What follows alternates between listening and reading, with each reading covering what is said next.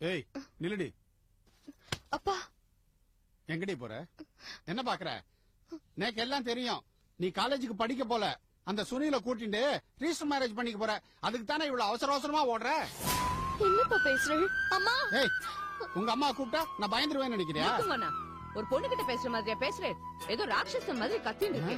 இந்த மாதிரி ஒரு பொறுப்பான பொண்ணை பெற்றிருக்கோமே நம்ம பெருமைப்படணும்னா முதல்ல இருந்தே காலேஜ் போக வேண்டாம், படிக்க வேண்டாம் தான் நீங்க சொன்னேன். அவ அழகா அந்த எம்பிபிஎஸ் படிப்பு முடிச்சுட்டு வந்து நின்னா. அந்த பிஜி கோர்ஸையும் முடிச்சான்னு வச்சுக்கோங்க, நம்ம குடும்பமே தலை தூக்கி நிக்கும்னா உங்க ஈகோ, வரட்டு கௌரவம் இதெல்லாம் இவ தலைமையில திணிக்காதீங்க. அஞ்சலி, நீ காலேஜ் கிளம்பி போடி. இந்த கோர்ஸ் முடிகிற வரைக்கும் இந்த ஆத்து பக்கமே தலை வச்சு படுக்காது. உங்க அப்பா நான் கவனிச்சுக்கிறேன் போ.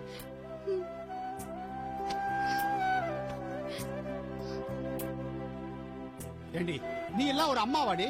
அவன் காலேஜுக்கு படிக்க போல, அந்த சுனிலோட குடும்பம் நடத்த போறா. நீயே வாய் மூடுங்கண்ணா. நீங்க அவளை அவமானப்படுத்தல, நம்ம குடும்பத்தை அவமானப்படுத்துற. உங்களையே நீங்க அவமானப்படுத்திக்கிறேன். தத்து புத்துன்னு வளராம வாயை மூடிட்டு அங்க போய் மூலையில உட்காருங்கண்ணா.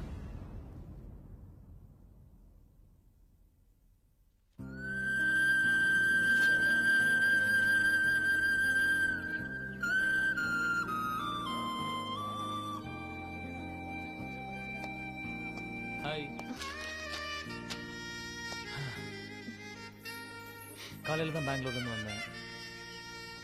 என்ன முடிவு பண்ணிருக்க? இந்த காதல்ங்கிறது விடிஞ்ச முடியாத நேரத்துல பூக்குற ஒரு மலர். அதே மனசுல மலரவே மாட்டேங்குது. முகத்தை மட்டும் அனுச்சம்பூ மாதிரி வச்சிருக்க, ஆனா மனசை ஏன் இரும்பு கோட்டையா வச்சிருக்க? ஏன்?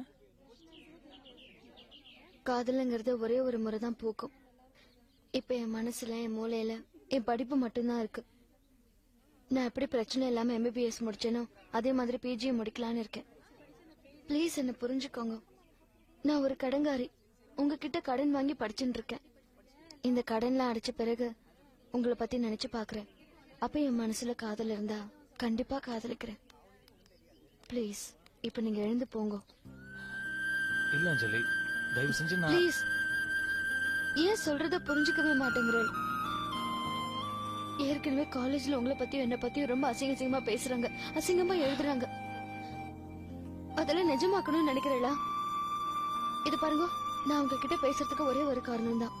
ஜமுனா, ஜமுனாக்கும் எனக்கு இருக்கிற ஃப்ரெண்ட்ஷிப்ப கெடுக்கணும்னு நினைக்கிறீங்களா? பிளீஸ். அப்போ நீ என் காதல ஏத்துக்க மாட்ட? கண்டிப்பா ஏத்துக்க மாட்டேன். போய் சொல்ற. நீ என்ன லவ் பண்ற எனக்கு நல்லா தெரியும். அன்னைக்கு நான் உங்ககிட்ட பேசிட்டு போறப்போ திரும்பி பார்த்தனே, அப்போ ஒரு சிரிப்பு சிரிச்சிய. அதுக்கு என்ன அர்த்தம் தெரியுமா? லவ். நீ என்ன லவ் பண்ற? ஒண்ணும் கிடையாது. இப்பவே நீ வந்து ஐ லவ் யூன்னு சொல்லிரு, நான் எந்திரிச்சு போயிடுறேன். அதுக்கப்புறம் உனக்கு எப்ப என்கிட்ட பேசணும்னு தோணுதோ சொல்லு, அப்ப நான் வந்து பேசுறேன். சுனில், நான் சொல்றத கொஞ்சம் புரிஞ்சுக்கோங்க. எந்த மலரையும் வேறங்க முன்னாடி வச்சு பூக்க வைக்க முடியாது. அதே மாதிரிதான் ஒரு பொண்ணோட மனசும். எந்த பொண்ணையும் வற்புறுத்தி அவ மனசுல காதல வரவழைக்க முடியாது. பிளீஸ் இங்க இருந்து போயிடுங்க. நான் சொல்றத கேளுங்க, போயிடுங்க. அப்போ என் மேல உனக்கு காதல் இல்ல?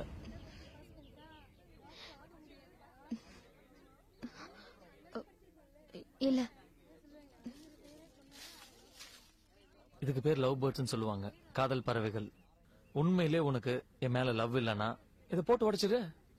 புடி புடி புடின்னு சொல்றேன்ல. என்ன மிரட்டுறீங்களா? பிளாக்மெயில் பண்றீங்களா? எப்ப பார்த்தாலும் என் பின்னாடி அணைஞ்சுக்கிட்டு என்ன தொந்தரவு பண்ணிட்டு இருக்கீங்க. மரியாதையா போங்க இங்க இருந்து. அஞ்சலி ப்ளீஸ். அஞ்சலி, என்னாச்சு? ஹே, உன் வேலையை பார்த்துட்டு போடி. என்ன சொல்லிட்டேன்னு இப்படி கத்திட்டு இருக்க? அஞ்சலி புரிஞ்சுக்கோ. எதுக்காக என்ன தொந்தரவு பண்றேன்? ப்ளீஸ் இங்க இருந்து போங்க, போங்க. இந்த பாரு அஞ்சலி, காதலுக்காக நான் என்ன வேணாலும் செய்வேன். காதலுக்காக என்ன வேணா செய்வீங்களா? அப்ப என் கண்ணு முன்னாடி நிக்காதீங்க. போங்க, போய் எங்கேயாவது செத்து தொலைங்க.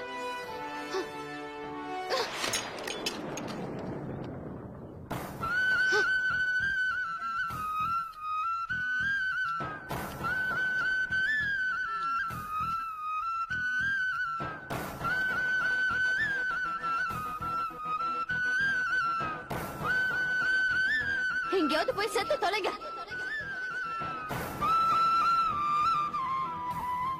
உனக்கென எழுதி அஞ்சல் செய்யாத கடிதத்தை நான் இறந்தவுடன் வாசிப்பார்கள். யாரிடமும் கண்ணீர் துளிகள் இல்லாததால் எழுத்துக்கள் தங்களை தாங்களே அழைத்துக் கொள்ளும்.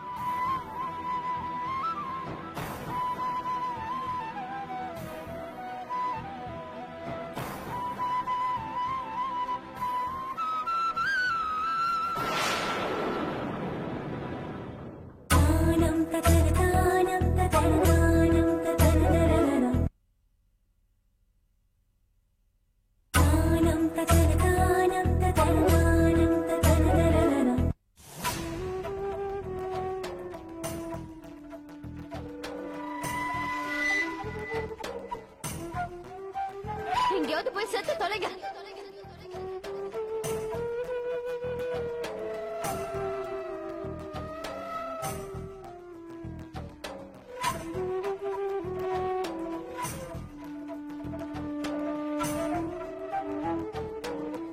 எங்கேயாவது போய் செத்து தொலைங்க.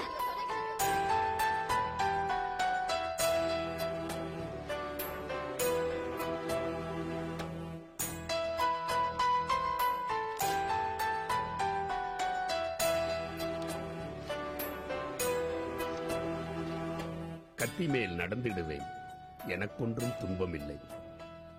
என் அன்பை மிதித்து விட்டாய், மூச்சுவிட முடியவில்லை. கண்ணிரண்டில் தீயை கொட்டு, கண்மணியே வலிக்கவில்லை. காதல் இல்லை என்று சொன்னாய், வலி தாங்க முடியவில்லை. என் அருகில் நீயும் இன்றி பார்க்க மாட்டேன் வானவில்லை. என் அருகில் நீ இருந்தும் உன் விழியில் காதல் இல்லை. குடியிருக்க மறுத்து விட்டாய், என் இதயம் துடிக்கவில்லை. நீ கொடுத்த காயத்திற்கு மரணத்திடமும் மருந்தில்லை. உன் முகத்தை பார்த்தபடி இருக்கும் வரம் கிடைக்கவில்லை. கண்ணிரண்டை மூடச் சொல்லும் காதலுக்கு கருணை இல்லை.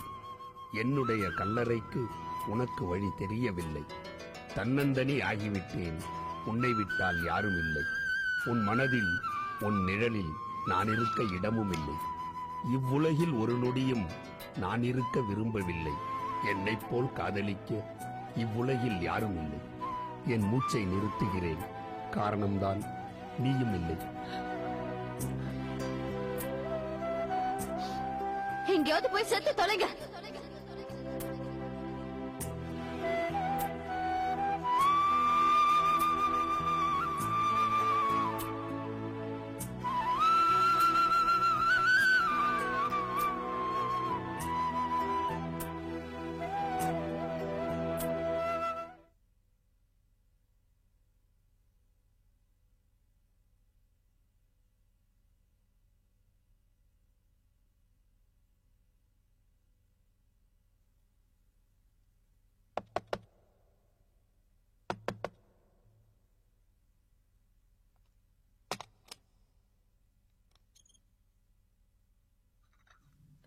சுனில், சுனில், என்ன இன்னும்?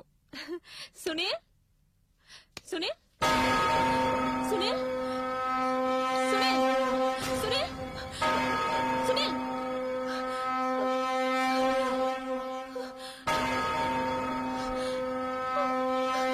சுனில், சுனில், லக்ஷ்மி, லக்ஷ்மி, சுனில், ஐயோ.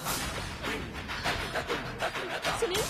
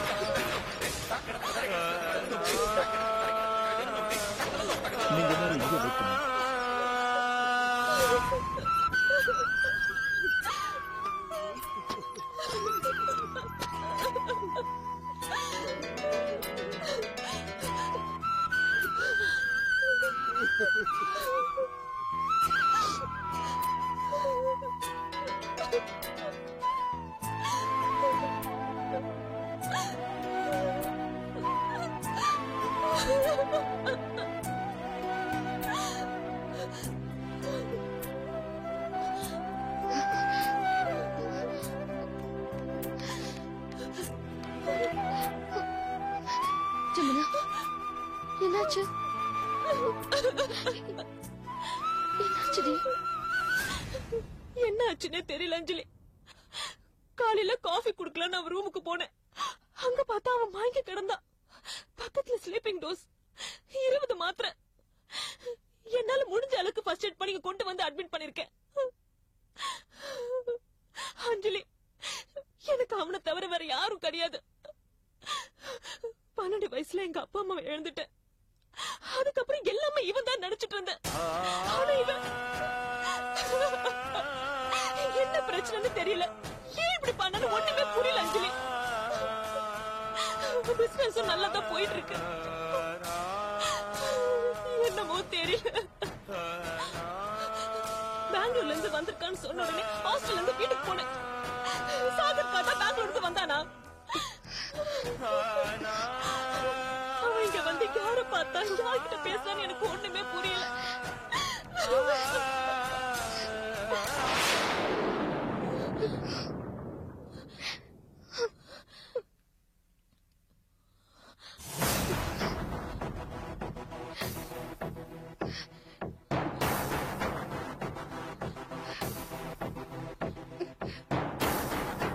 அஞ்சலி, சுனில் உன்னை வந்து பார்த்தானா? அஞ்சலி, சுனில் உன்னை வந்து பார்த்தானா? சொல்ல அஞ்சலி. ஆமா, அவர் பெங்களூர்ல இருந்து வந்து என்ன மீட் பண்ணாரு. இதுக்கு காரணம் நான் தாண்டி. பெரிய தப்பு செஞ்சுட்டேன். உனக்கு தான் தெரியுமே, அவர் திரும்ப திரும்ப என்கிட்ட உன்னை காதலிக்கிறேன்னு சொல்லிக்கிட்டே இருந்தாரு. என்னால தாங்கிக்க முடியலடி. நான் உடனே என் கண்ணு முன்னாடியே நிக்காதீங்க, போய் செத்துருங்கன்னு சொல்லிட்டேன். ஆனா நிஜமாவே எப்படி பண்ணுவாருன்னு நான் எதிர்பார்க்கவே இல்லை. ஜமுனா, ஜமுனா, ஜமுனா, ஜமுனா, ஜமுனா, நான் ஏதாவது தப்பு செஞ்சிருந்தா என்ன மன்னிச்சிருடி. வேணும் நான் என்ன அடிச்சிருடி. நான் எதுவுமே வேணும்னு செய்யல. அண்ணன் இப்படி பண்ணுவாருன்னு நான் எதிர்பார்க்கவே இல்லை. தப்பி தவறி வாயில இருந்து வந்த வார்த்தை ஜமுனா, நிஜமாகணும் எதிர்பார்க்கல. எனக்கு கோவமா பார்க்காத பிளீஸ், எனக்கு கோவமா பார்க்காத. எனக்கு யாருமே இல்லை உன்னை தவிர. Please Jamuna, please Jamuna. அவ ஏதாவது தப்பா பேசிருந்தா என்கிட்ட சொல்லிருக்க வேண்டியதானே? நீ ஏன் இப்படி பண்ண? ஏன் இப்படி பண்ண? I'm sorry, தெரியாம செஞ்சுட்டேன்.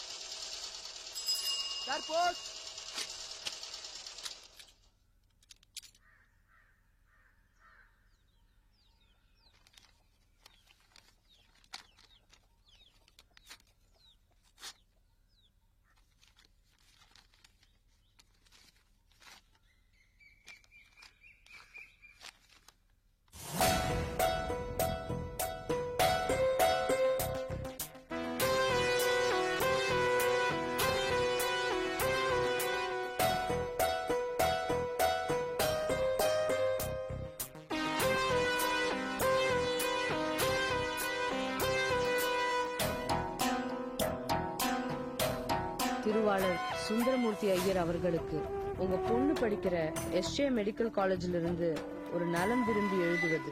அப்பா கிட்ட பொண்ணை பத்தி சொல்லக்கூடாத விஷயத்த நான் சொல்ல போறேன். ஏன் சார், உங்க பொண்ணு டாக்டருக்கு படிக்கலன்னா நம்ம ஜாதியை விட்டு தள்ளி வச்சிருவாங்களா? நமக்கு மானம், மரியாதை, கௌரவம் தான் ரொம்ப முக்கியம். யாரோ ஒரு பையன் சுனில் உங்க பொண்ணு படிப்புக்காக ரொம்ப உதவி பண்றான். ஆனா இப்போ அடிக்கடி ஹாஸ்டலுக்கு வரான், உங்க பொண்ணு கிட்ட பேசுறான், வெளியே கூட்டிட்டு போறான். உங்க பொண்ணு லேட்டா ஹாஸ்டலுக்கு திரும்பி வரா. சரி, சுனில தான் கல்யாணம் பண்ணிக்க போறான்னு நாங்களும் பாத்துட்டு சும்மா இருந்தோம். இப்ப 15 நாளுக்கு முன்னாடி முருகன் ஒரு பையன் வந்து பைக்ல கூட்டிட்டு போறான். அடப்பாவீங்களா, ஒரு பொண்ணு கஷ்டப்பட்டு எம்பிபிஎஸ் படிக்கிறது உங்களுக்கு எல்லாம் பொறுக்கலையாடா? இல்லாததையும் பொல்லாததையும் இப்படி தப்பு தப்பா எழுதியிருக்காளே. என் பொண்ணு அந்த மாதிரி எல்லாம் கிடையாது, கிடையாது. பகவானே, உனக்கு இதெல்லாம் நல்லா இருக்கா? ஏன் என் பொண்ணுக்கு மேல மேல இப்படி கஷ்டத்தை கொடுக்குற? கிடையாது, அபங்கமா எழுதியிருக்கா. என்ன இங்க நின்னு இருக்க? ஒண்ணும் இல்ல. ஏன் முகம் வாட்டமா இருக்கு? அது ஒண்ணும் இல்ல, ரொம்ப நேரமா தைச்சுட்டு இருந்தேன்னா கண்ணு எரியுது. என்கிட்ட சொல்லுமா, கரி இன்ஜின் வந்துட்டா? உன்னை ஏதோ திட்டுச்சா? என்கிட்ட சொல்லு. ஐயோ, அதெல்லாம் ஒண்ணும் இல்ல. நீ என்ன பண்ற, போய் கை கால் அலுமி ட்ரெஸ் மாத்திட்டு வா, காஃபி போட்டு தரேன் போ.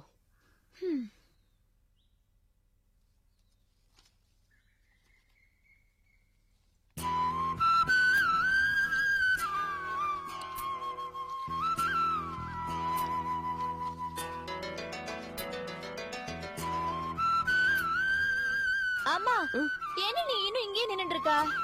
ஒண்ணும் இல்லடி, நீ போய் ட்ரெஸ் மாத்திட்டு வா, அதுக்குள்ள காஃபி ரெடியா இருக்கும் போ போ.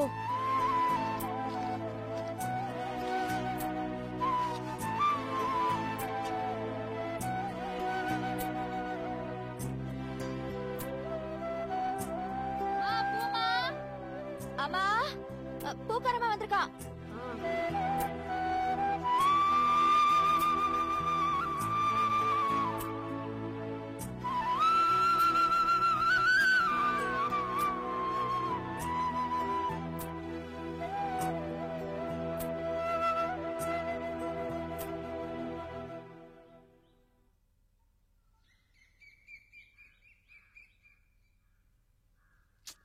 எல்லாத்தையும் இப்படி அரைக்குறையா விட்டுட்டு போக வேண்டியது. இது இந்த அம்மாக்கு வேலையா போயிடுச்சு. எவ்வளவுதான் நான் ஒருத்தையே செய்யறது? ஸ்கூலுக்கு போகணும், இதை தைக்கணும். ச்சே, இதுக்குதான் ரேவதி தேவைன்னு சொல்றது. எல்லாத்தையும் முடிச்சு வைக்கிறதுக்கு ரேவதி வேணும், இல்லன்னா திட்டின்னு இருப்பா. சரி, நாமளே தப்போம். இன்னைக்கு பிளவுஸ் ஒரு வழியாக போகுது. அம்மா, காஃபி ரெடியா? ஐயோ, நூல் மாட்டிக்கிச்சு. கத்திரி எங்க? என்ன இது? யார் லவ் லெட்டர் அம்மா மறைச்சு வச்சிருக்கா? நாமளே படிப்போம்.